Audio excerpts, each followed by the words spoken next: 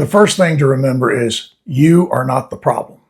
Now, there are a lot of things to be concerned about with your content creation on YouTube. But for the love of God, don't let your vibe be one of them.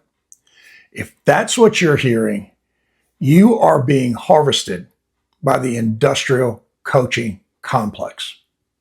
Now, let me explain that just a little bit deeper. Lately, the YouTube experts have stopped teaching you how to edit, how to make great titles. Now they're talking about divine leadership and spiritual aspirations for the quiet ones.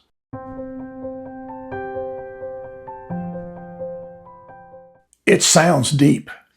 It feels spiritual, but it's actually a brilliant marketing technique to make themselves critique-proof. When you hear someone talk about divine leadership and that spiritual aspiration for the quiet ones, it is a gigantic hook, and it's trying to reel you into this very specific, and I can tell you, pricey coaching advice. And here's the math they won't put in their $2,000 master classes.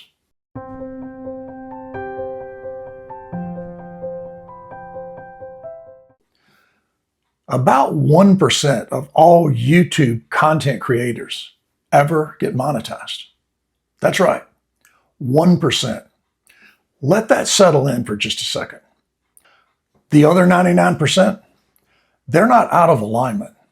They are just fuel for the billion-dollar industry that offers hope to the exhausted and the frustrated, those creators who are struggling mightily with YouTube.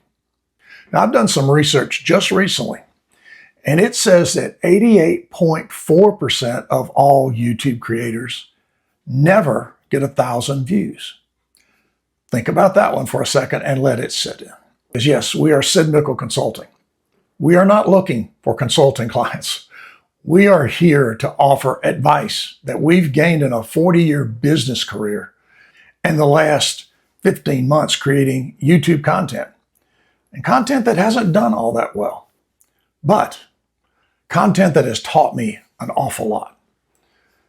One thing I want you to start with is the red flag checklist. And that first thing is the vague hook.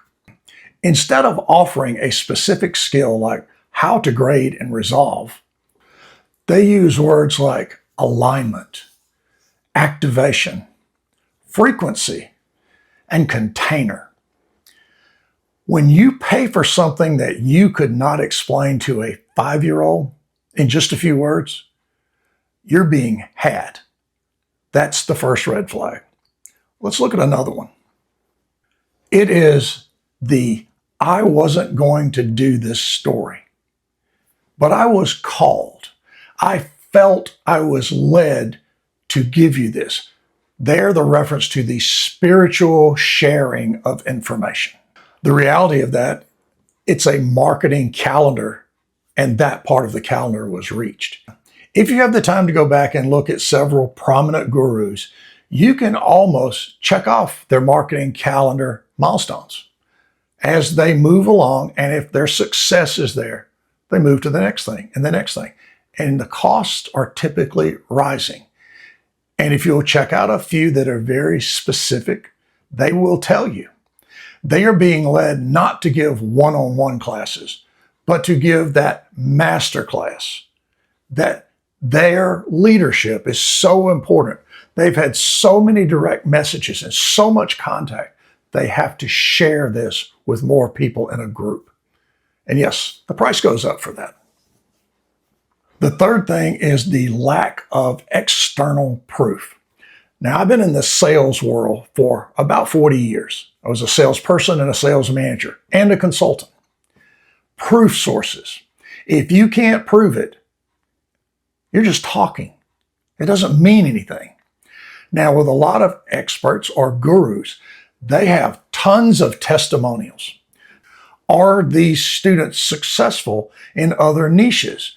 Cooking, fitness, business, publication?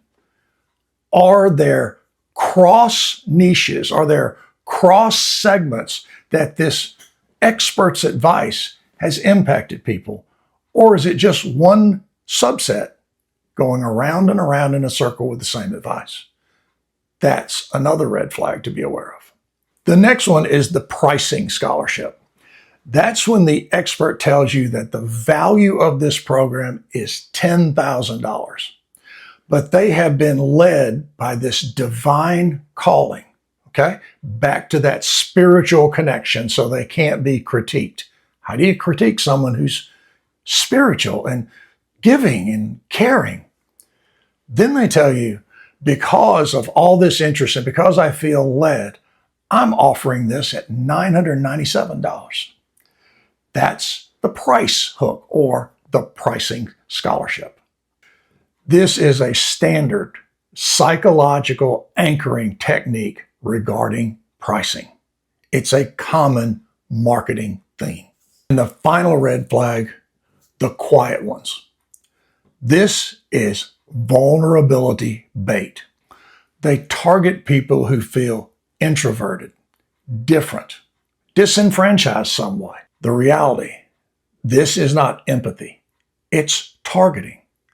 They are targeting the people who are less likely to make a big stink about a class that was useless, that didn't turn out to really have any value at all. That's the manipulation of the quiet ones. Then there's the golden rule for viewers.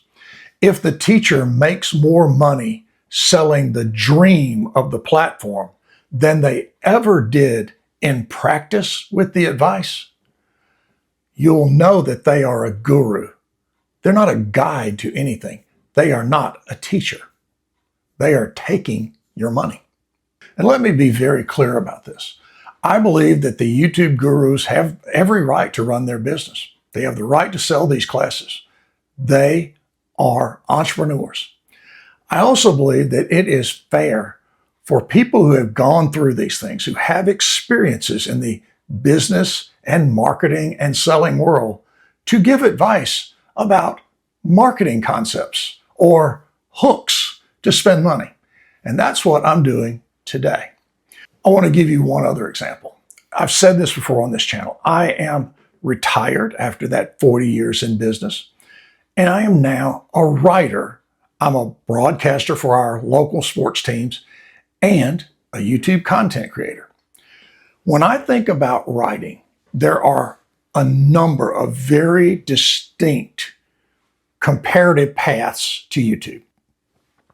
When you write a book, you can self-publish it on Amazon KDP or a number of other print-on-demand platforms. You can even go to certain things called a hybrid or a vanity publisher, and they will do this work for you, upload it, edit it, all these things. That is when you spend money with them to publish your book. I don't do that. I self-publish. When you self-publish, you think, the book is done, I'm putting it on Amazon, the money's going to roll in. No, that's not how it works. When you buy a coaching course on YouTube from an expert guru who has this divine call, it's this spiritual thing. You're a quiet one. You're going to lead, and you find nothing of value, and the needle doesn't move on your YouTube content creation at all. Those two things have the same kind of parallels. A lot of people believe that you write a book and you put it on Amazon, you're good. A lot of people believe you take a YouTube guru or experts class, that needle is going to move on your views, your channel is going to grow, and monetization is coming. Neither of those are valid in any way. When you write a book and you put it on Amazon, the work is ongoing. That's probably the hardest work. Most of us who are writers aren't good marketers. You have to advertise. You have to get yourself in front of that book. You have to seek out publicity. You are invisible. There's about 1 million books, new books, that are published on Amazon KDP every year. There's about 6 or 7 million books out there now. When you publish as an unknown author, you are absolutely invisible. Now go to the YouTube side. When you start up your channel, like Sid Nickel Consulting, you are invisible. What gives you visibility is good lighting, good setting, good sound, a good content base where you are consistent and you say things that help people, that matter to people. It doesn't typically happen right away. It does to some people, and God bless them. That's great. More power to them. They're a rare exception.